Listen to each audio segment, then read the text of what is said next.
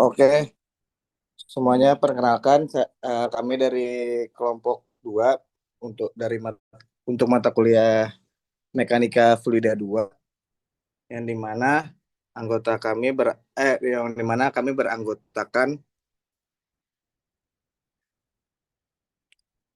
yang dimana kami beranggotakan 8 orang, dimana yang pertama ada Mbak Anissa Cahyani, Mbak Givanka Puspitasari, Mas Renold Ramadan Putra, Mas Dodi Armando, Mas Ikhwan Solihin, saya sendiri Ibrahim Nur Abdullah, dan Mas Samsul Maulana. Di sini kita akan membahas tentang kondisi lahan gambut di Indonesia, yang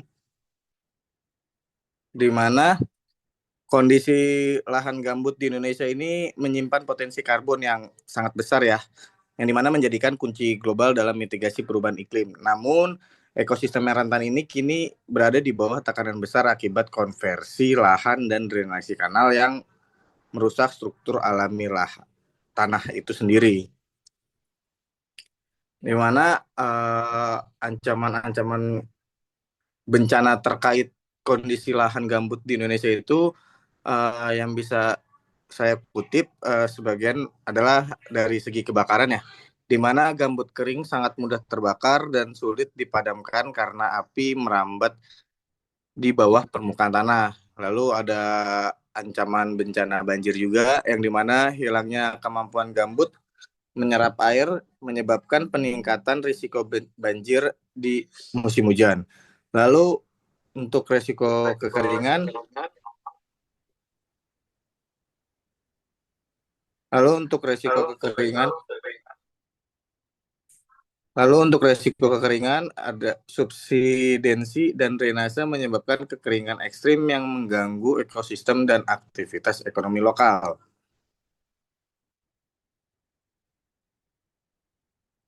Lalu mengapa sih perlu AI gitu untuk menunjang uh, monitoring lahan gambut di Indonesia? Di sini AI itu diperlukan untuk presisi dan kecepatan, di mana AI mampu memproses data geospasial, curah hujan, dan kelembapan tanah secara real time untuk memprediksi potensi bencana sebelum terjadi, yang dimana macam-macam bencana yang sebelumnya saya sudah sebutkan. Dengan AI, respons terhadap api atau perubahan tingkat air dapat dilakukan lebih cepat dibandingkan metode manual dan meminimalisir dampak kerugian juga, di mana keunggulan AI itu lainnya analis data secara real time, prediksi potensi bencana, deteksi anomali lebih cepat, mengurangi kesalahan manusia, sama mendukung pengambilan keputusan. Tujuan penerapan AI dan IWS itu apa sih? IWS itu kan Early Warning System, yang dimana dia sistem pendeteksi bencana dini secara dini kan, yang dimana tujuannya itu untuk deteksi dini, mengidentifikasi atau penurunan level air secara akurat melalui sensor IoT yang didukung oleh AI. Respons efektifnya membantu otoritas menentukan jalur evakuasi dan titik distribusi bantuan terbaik. Lalu dari segi restorasi data driven memberikan data yang akurat untuk mengoptimalkan kegiatan restorasi lahan gambut itu sendiri. Selanjutnya akan dipresentasikan oleh teman saya.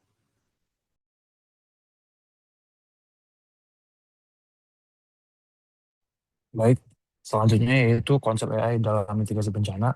Di sini ada 5 garis besar yang akan kita bahas. Yang pertama itu definisi AI, yang kedua machine learning, yang ketiga deep learning, yang keempat computer vision, dan yang kelima itu penerapan AI pada banjir, kekeringan, dan kebakaran gambut. Next. Yang pertama itu definisi artificial intelligence atau AI. Artificial intelligence atau AI adalah teknologi yang memungkinkan komputer atau mesin untuk melakukan tugas yang biasanya membutuhkan kecerdasan manusia, seperti belajar dari data, mengenali pola, membuat prediksi, ataupun mengambil keputusan. Karakteristik dari AI itu sendiri yaitu ada 4. Yang pertama itu data driven, adaptif, otomatis, dan prediktif. Untuk fungsi AI dalam mitigasi bencana, yang pertama itu untuk memprediksi potensi bencana. Yang kedua, menganalisis data dalam jumlah besar. Yang ketiga, memberikan peringatan dini. Dan yang keempat, yaitu mendukung pengambilan keputusan. Nah, yang kedua itu machine learning. Machine learning merupakan cabang AI yang memungkinkan sistem belajar secara otomatis dari data tanpa diprogram secara eksplisit. Adapun cara kerjanya secara umum yaitu input data, pelatihan model, analisis pola, dan prediksi. Untuk jenis-jenis machine learning sendiri itu ada tiga. Yang pertama itu supervised learning, unsupervised learning, dan reinforcement learning. Untuk algoritma yang sering digunakan yaitu random forest, decision tree, support vector machine atau SVM, dan XGBoost. Penerapannya yaitu untuk prediksi banjir, prediksi kekeringan, dan yang ketiga itu untuk prediksi hotspot kebakaran. Yang ketiga yaitu deep learning. Deep learning merupakan bagian dari machine learning yang menggunakan jaringan syarat tiruan, artificial neural network, dengan banyak lapisan. Adapun karakteristik dari deep learning yaitu yang pertama mampu mengolah data yang sangat besar. Yang kedua dapat mengenali pola yang paling kompleks. Dan ketiga yaitu memiliki akurasi yang tinggi. Untuk model yang umum digunakan yaitu Artificial Neural Network atau ANN. Yang kedua Convolutional Neural Network atau CNN. Dan yang ketiga yaitu Long Short Term Memory LSTM. Adapun kegunaan dari deep learning ini yaitu sebagai prediksi kebakaran, prediksi banjir, analisis citra satelit, dan prediksi perubahan lahan gambut. Next. Yang keempat yaitu computer vision. Computer vision merupakan teknologi AI yang memungkinkan komputer memahami dan menganalisis gambar maupun video. Untuk fungsi utamanya yaitu untuk deteksi objek, klasifikasi citra, segmentasi area, dan pengenalan pola visual. Pada lahan gambut digunakan untuk yang pertama deteksi kebakaran, deteksi asap, identifikasi banjir, dan monitoring perubahan tutupan lahan. Untuk computer vision ini, teknologi yang digunakan biasanya itu CNN, YOLO, UNet, dan Mass RCNN. Next. Adapun penerapannya yang pertama AI untuk prediksi banjir. Penerapan AI untuk prediksi banjir, data yang digunakan biasanya itu data curah hujan, tinggi muka air, kelembapan tanah, elevasi lahan, dan juga citra satelit. Untuk proses umumnya yaitu pemrosesan data, machine learning, prediksi, dan early warning. Untuk algoritmanya yaitu random forest, XGBoost, dan LSTM. Dan output atau hasilnya yaitu prediksi waktu banjir, prediksi tinggi genangan, dan prediksi luas area yang terdampak oleh banjir. Yang kedua yaitu AI untuk prediksi kekeringan. Penerapan AI pada kekeringan gambut memiliki ada beberapa parameter yang digunakan yaitu seperti curah hujan, temperatur, kelembapan tanah, tinggi muka air gambut, dan indeks vegetasi satelit. Untuk model AI yang digunakan pada prediksi kekeringan ini yaitu Artificial Neural Network, Support Vector Machine, dan LSTM. Adapun output atau hasil akhirnya yaitu yang pertama yaitu untuk mengetahui tingkat kekeringan, yang kedua yaitu prediksi durasi kekeringan, dan yang ketiga yaitu risiko terjadinya kebakaran.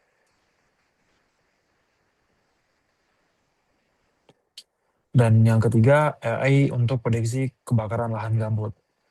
Pada prediksi kebakaran lahan gambut ini AI yang digunakan parameternya itu yang pertama hotspot satelit, yang kedua curah hujan, ketiga kecepatan angin, yang keempat suhu udara, dan yang kelima yaitu kelembapan gambut. Teknologi yang digunakan yaitu biasanya CNN, random forest, dan juga deep learning. Untuk outputnya yaitu yang pertama lokasi rawan kebakaran, yang kedua yaitu tingkat risiko kebakaran, yang ketiga penyebaran api, dan yang keempat yaitu prediksi asap. Selanjutnya dibacakan oleh rekan saya.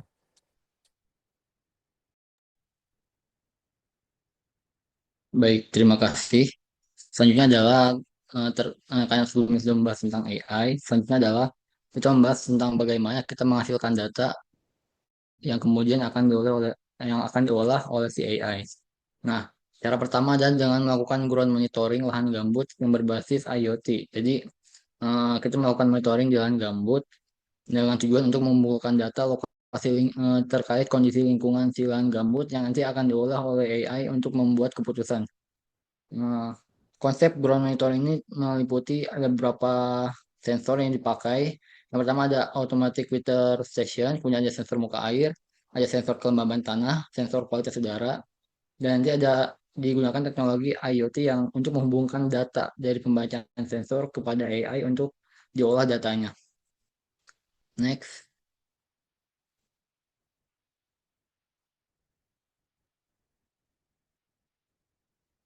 Baik, selanjutnya adalah kenapa lahan ground monitoring ini butuhkan. Karena pertama Indonesia memiliki kawasan gambut dunia. Lahan gambut berfungsi sebagai penyimpanan karbon, pengatur tata air, habitat berbagai flora fauna. Kekeringan gambut meningkatkan risiko kebakaran. Kemudian pemantauan satelit walaupun sudah canggih tapi tetap memiliki keterbatasan sehingga sehingga masih dibutuhkan ground monitoring. Kemudian ground monitoring lebih lengkap dengan menyediakan data kondisi lapangan secara langsung. Berikutnya.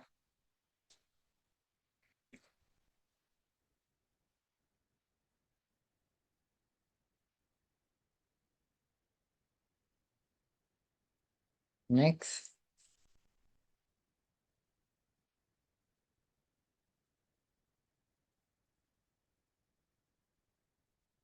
Nah, berikutnya yang pertama itu ada automatic weather station, di mana ini adalah stasiun cuaca otomatis yang melakukan pengamatan meteorologi yang tanpa operator. Dia bisa ditinggal, nanti datanya bisa langsung masuk ke database dan diolah oleh AI. AWS merupakan salah satu komponen utama dari ground monitoring karena kondisi cuaca sangat menentukan potensi kebakaran gambut. Nah, tujuannya untuk mengukur kondisi atmosfer yang mempengaruhi tingkat kekeringan lahan. Kemudian parameter yang diamati antara lain suhu udara, kelembaban udara, curah hujan, tekanan udara, kecepatan angin, arah angin, dan radiasi matahari. Data-data ini yang kemudian akan diolah oleh AI untuk membuat keputusan. Nah, yang berikutnya ada sensor muka air. Ini digunakan untuk mengetahui posisi tinggi air tanah di dalam lapisan gambut. Parameter ini merupakan indikator paling penting dalam pencegahan kebakaran. Nah, kenapa penting? Karena semakin rendah muka air, maka gambut semakin kering dan mudah terbakar. Banyak regulasi menetapkan bahwa muka air gambut sebaiknya dipertahankan tidak lebih dalam dari sekitar 40 cm dari permukaan tanah pada kawasan yang dikelola. Untuk menjaga kelembaban gambut dan menekan risiko kebakaran, nilai operasional dapat berbeda tergantung pada lokasi dan ketentuan yang berlaku. Berikutnya.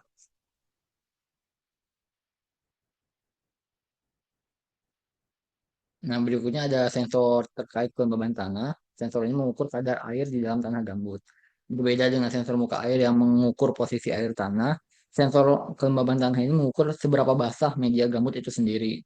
Nah, tujuannya untuk menentukan apakah lapisan gambut mulai mengering, karena semakin rendah air, semakin besar risiko kebakaran.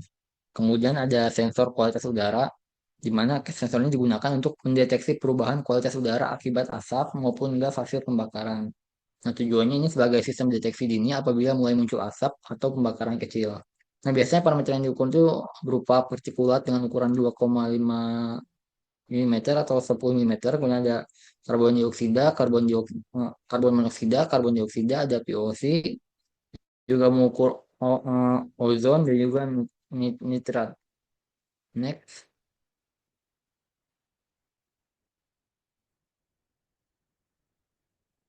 Nah, data-data tersebut kemudian diolah menggunakan IoT, dikirimkan langsung ke internet sehingga dapat diolah oleh AI secara real time. Nah, data real time adalah data yang diperoleh dan dikirim hampir ketika setelah pengukuran dilakukan. Misalnya setiap 1 sampai 10 menit, tergantung konfigurasi sistemnya. Nah, tujuannya ini untuk memungkinkan pengambilan keputusan secara cepat. Keunggulannya, dengan kita memperoleh data secara cepat, kita bisa mendeteksi dini kebakaran, penurunan muka air atau tanah yang semakin kering, atau peningkatan partikulat atau asap dapat segera teridentifikasi. Kemudian pemantauan berkelanjutan dapat dilakukan selama 24 jam. Sensor bekerja tanpa henti termasuk pada malam hari. Respon juga cepat, petugas dapat segera melakukan pembasahan, penutupan kanal atau inspeksi lapangan ketika indikator resiko meningkat. Juga data tersebut dapat dianalisis trennya, di mana data historis membantu memahami pola musiman, pengaruh curah hujan, dan efektivitas tindakan pengelolaan. Kemudian integrasi dengan sistem lain. Data ground monitoring ini dapat dipadukan dengan citra satelit, perkiraan cuaca, dan model prediksi kebakaran, sehingga menghasilkan sistem peringatan dini yang lebih andal. Eh, Demikian dari saya, selanjutnya akan dilanjutkan oleh rekan saya. Terima kasih. Baik, akan saya lanjutkan untuk terkait penginderaan jauh atau remote sensing.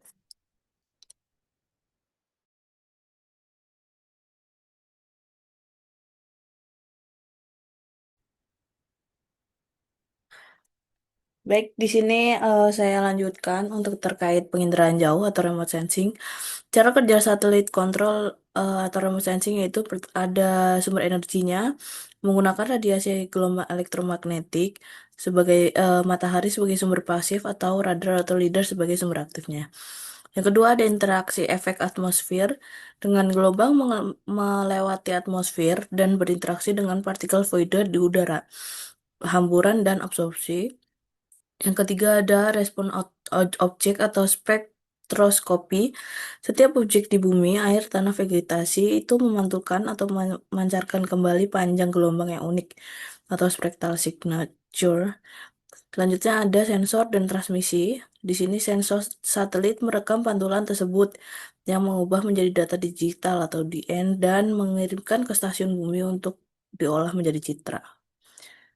Selanjutnya di sini ada monitoring hotspot atau titik panas. Di sini untuk mendeteksi karhutla atau kebakaran hutan dan termodinamika lingkungan. Prinsipnya adalah memanfaatkan sensor inframerah thermal atau thermal infrared untuk menangkap anomali suhu tinggi di permukaan bumi.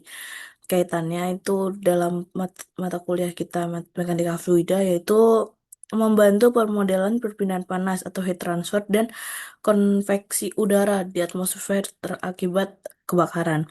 Analisis yang kedua ada analisis pergerakan asap dan polutan yang mengikuti eh maaf yang yang tadi terlewat PPT-nya.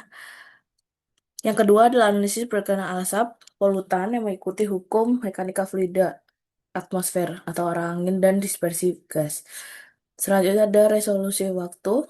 Satelit geostasioner seperti Mawari memberikan data real near time untuk mitigasi cepat. Selanjutnya ada monitoring banjir. Analisis aliran permukaan atau overland flow. Prinsipnya adalah air menyerap gelombang inframerah dekat atau NIR dengan kuat yang terlihat gelap, sementara daratan memantulkannya. Setelah itu, satelit SAR atau radar sangat efektif karena bisa menembus awan saat hujan. Aplikasinya adalah delineasi genangan, maaf, delineasi genangan, estimasi debit dan kekasaran saluran, selanjutnya tracking eh, hidrograf banjir. Selanjutnya ada monitoring kelembapan lahan gambut. Prinsip deteksinya menggunakan satelit SAR atau sensor synthetic aperture radar atau sensor soil moisture yang sensitif terhadap konstanta di elektrik air di dalam tanah. Penerapannya itu ada hukum Darcy, tinggi muka air tanah atau TMAT, dan kunci utama yaitu memastikan gambut tetap jenuh di air atau saturated untuk mencegah piping dan kebakaran bawah permukaan. Di sini ada kelebihan penggunaan citra satelit yang itu ada pertama adalah cakupan luas, spatial scale, dua data historis atau temporal, tiga efisiensi biaya dan akses stabilitas, yang keempat ada integrasi GIS dan CFD. Selanjutnya akan dilanjutkan oleh rekan saya. Selanjutnya ada integrasi sistem dan early warning system. Jadi saya akan menjelaskan bagaimana early warning system bekerja. Setelah data dari citra satelit dan sensor lapangan diperoleh, seluruh data tersebut diintegrasikan, disimpan dalam cloud database. Kemudian dianalisis menggunakan AI. Hasil analisis digunakan untuk memprediksi risiko bencana dan ditampilkan melalui dashboard monitoring. Jika terdeteksi potensi bahaya, sistem akan mengirimkan peringatan dini kepada pemerintah dan masyarakat. Jadi alur kerja EWS ini adalah remote sensing, kemudian ground monitoring, kemudian ada integrasi data, ada cloud database. Next, Kak. Kemudian ada analisis AI, kemudian prediksi resiko, ada dashboard monitoring, dan terakhir notifikasi. Nah, selanjutnya penjelasan terkait tahapan dalam early warning system, kemudian melalui data integrasi data hingga notifikasi. Yang pertama ada integrasi data.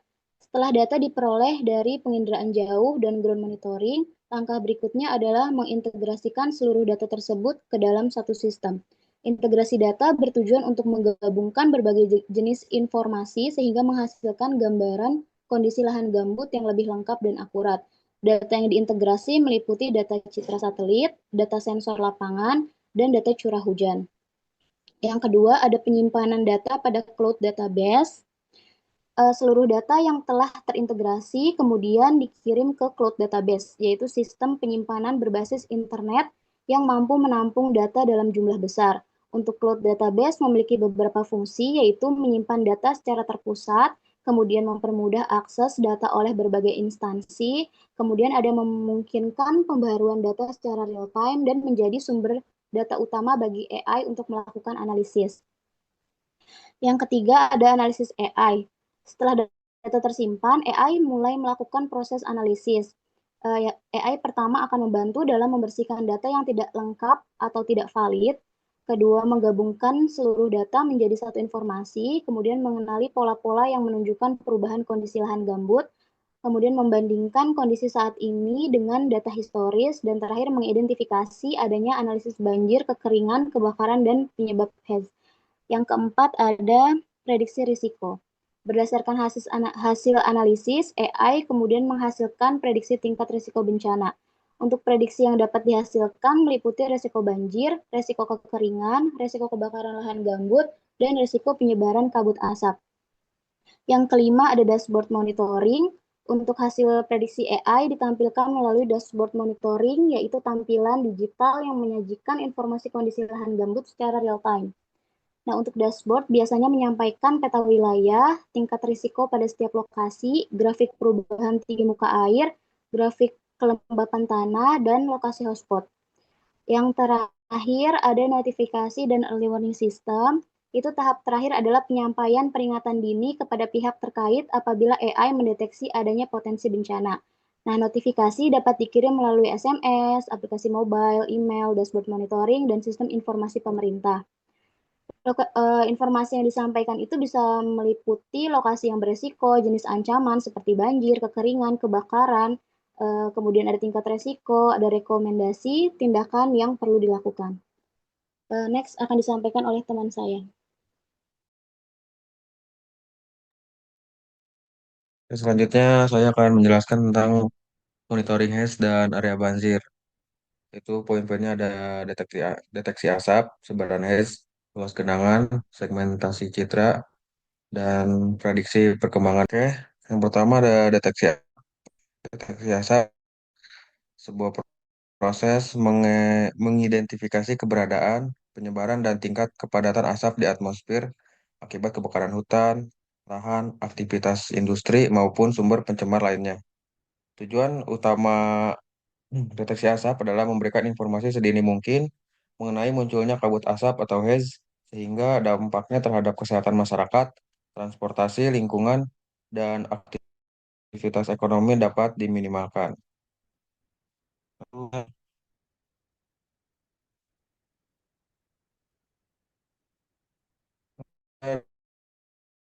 Berbagai metode seperti penggunaan sensor kualitas udara yang mengukur konsentrasi partikel halus, misalnya PM2.5 dan PM10.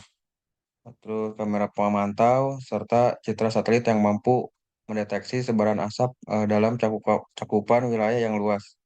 Selain itu, data cuaca seperti arah dan kecepatan angin, suhu, serta kelembapan juga digunakan untuk memprediksi pergerakan dan penyebaran HES. Next. Sebaran HES dalam materi monitoring HES ini yaitu proses pemantauan dan analisis mengenai lokasi, luas pergerakan, serta tingkat kepadatan kabut asap yang terjadi akibat kebakaran hutan, lalu kebakaran lahan, aktivitas industri atau sumber pencemar lainnya seperti HES yang dipengaruhi oleh berbagai faktor seperti arah dan kecepatan angin, suhu udara, kelembapan, curah hujan, serta kondisi topografi suatu wilayah. Oleh karena itu, kabut asap dapat berpindah dari daerah sumber menuju wilayah lain, bahkan melintasi batas administrasi maupun negara. Selanjutnya ada segmentasi citra. Nah, segmentasi citra dalam materi monitoring HES dan area banjir ini adalah sebuah proses membagi sebuah citra digital menjadi beberapa bagian atau wilayah berdasarkan karakteristik tertentu seperti warna, intensitas, tekstur, atau nilai spektral. Tujuan segmentasi ini adalah memisahkan objek yang menjadi fokus pengamatan dari latar belakang sehingga proses analisis menjadi lebih mudah, cepat, dan akurat. Next. Segmentasi citra pada monitoring HES itu digunakan untuk memisahkan wilayah yang tertutup kabut asap dari area yang masih bersih. Proses ini memanfaatkan perbedaan nilai spektral pada citra satelit atau kamera, sehingga area yang mengandung asap dapat diidentifikasi dan diberi penanda. Setelah dilakukan segmentasi, luas sebaran HES dapat dihitung, tingkat kepadatan asap dapat dianalisis, dan perubahan penyebaran asap dari waktu ke waktu dapat dipantau. Informasi tersebut sangat penting dalam mendukung sistem peringatan dini, penanganan kebakaran hutan dan lahan, serta pengambilan keputusan oleh pemerintah. Lalu pada area banjir, segmentasi citra ini digunakan untuk memisahkan genangan air dari daratan, vegetasi, bangunan, maupun jalan. Air memiliki karakteristik pantulan cahaya yang berbeda dibanding objek lainnya sehingga dapat dikenali melalui citra satelit atau citra drone. Setelah proses segmentasi selesai, sistem dapat menghitung luas wilayah yang tergenang, mengidentifikasi daerah yang terdampak banjir, serta memantau perubahan kondisi banjir dari waktu ke waktu. Hasil segmentasi ini membantu pemerintah dan tim tanggap darurat dalam menyusun peta banjir, menentukan prioritas evakuasi, menyalurkan bantuan, dan merencanakan upaya mitigasi bencana. Oke, next. Prediksi perkembangan banjir itu sebuah proses memperkirakan bagaimana kondisi banjir akan berubah dari waktu ke waktu berdasarkan hasil pemantauan data hidrologi, meteorologi, dan penginderaan jauh. Prediksi ini bertujuan untuk mengetahui kemungkinan bertambah atau berkurangnya luas genangan, kedalaman air, arah aliran banjir, serta wilayah yang berpotensi terdampak sehingga tindakan mitigasi dapat dilakukan lebih cepat dan tepat.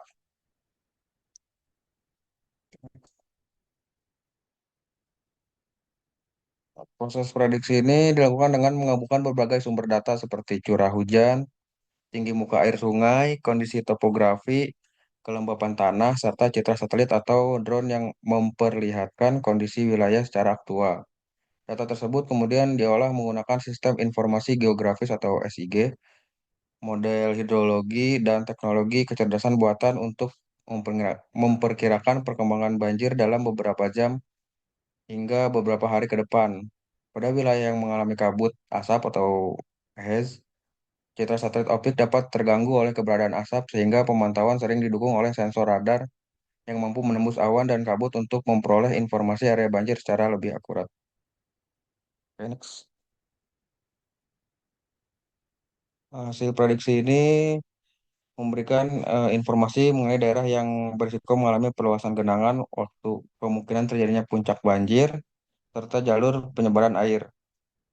Informasi tersebut menjadi dasar bagi pemerintah, petugas penanggulangan bencana, dan masyarakat untuk melakukan evakuasi, mengatur distribusi bantuan, melindungi infrastruktur penting, serta mengurangi risiko kerugian akibat banjir.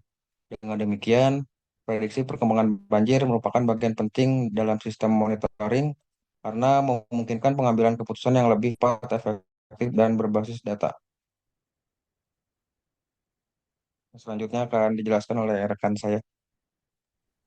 Baik, selanjutnya terdapat keunggulan di mana di sini ada dua aspek. Pertama, AI dan juga sistem konvensional. Dalam aspek kecepatan pemrosesan, AI sendiri mampu mengolah data dalam jumlah besar secara cepat dan real time. Kemudian untuk sistem konvensionalnya, pemrosesan data relatif lebih lambat, terutama untuk data dalam jumlah yang besar.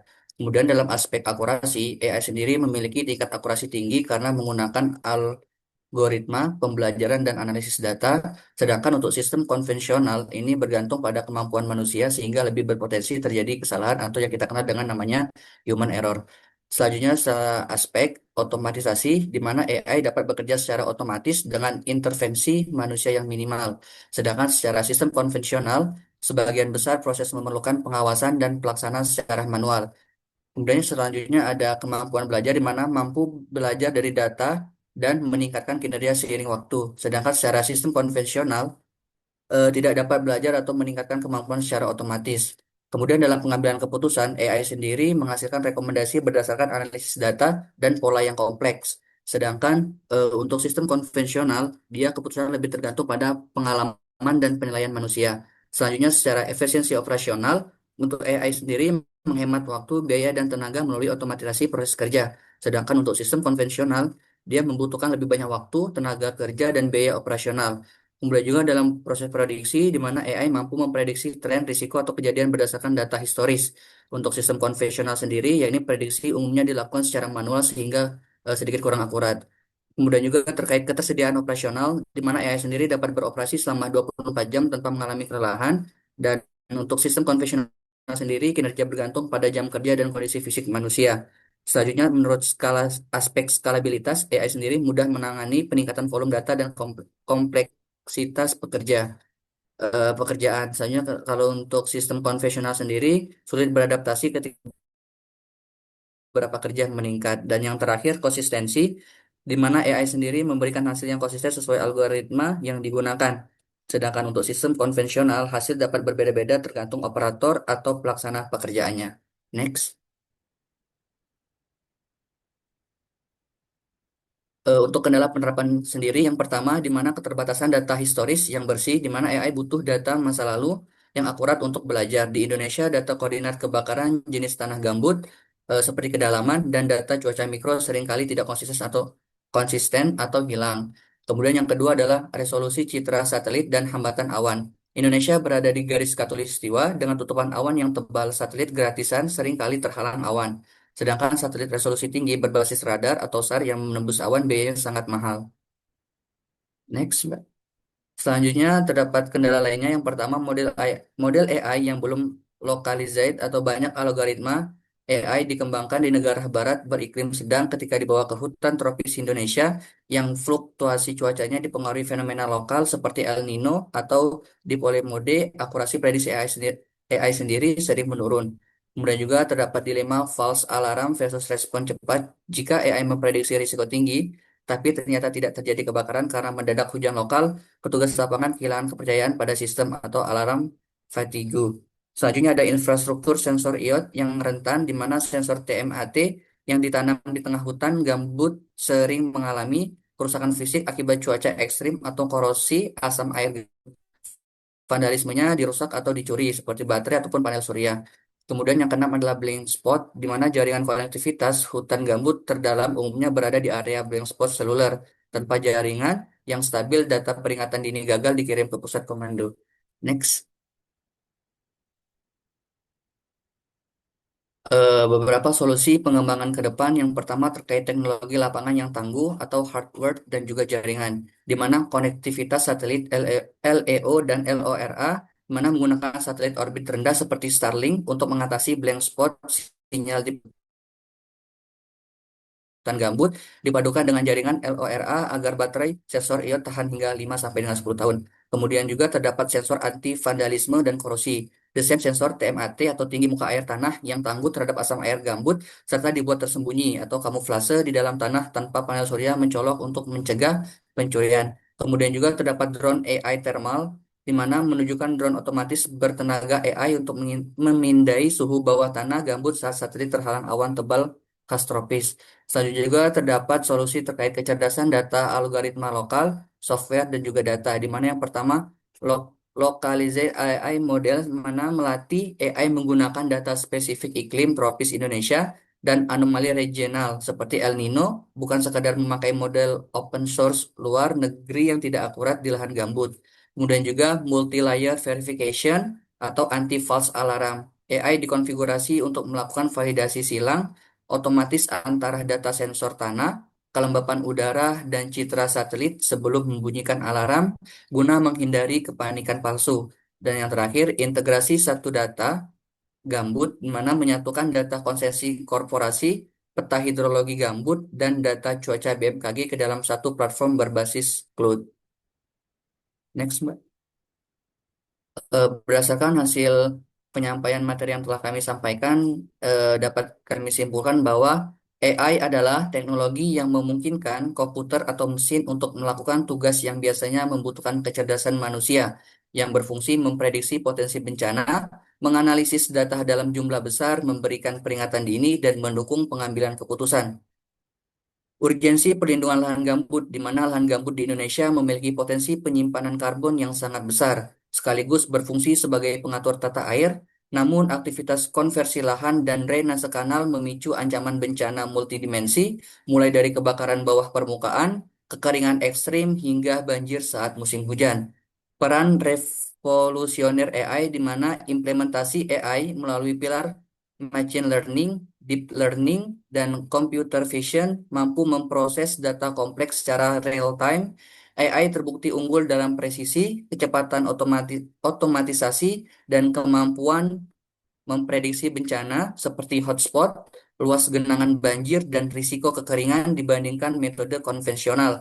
Sinergi integrasi teknologi, di mana mitigasi yang efektif tercapai melalui integrasi hulu ke hilir dalam early warning system atau yang kita kenal dengan EWS. Sistem ini memadukan pemantauan darat berbasis IoT, ground monitoring menggunakan sensor hidrologi dan kualitas udara dengan penginderaan jauh, remote sensing melalui citra satelit ke dalam satu pusat data berbasis cloud.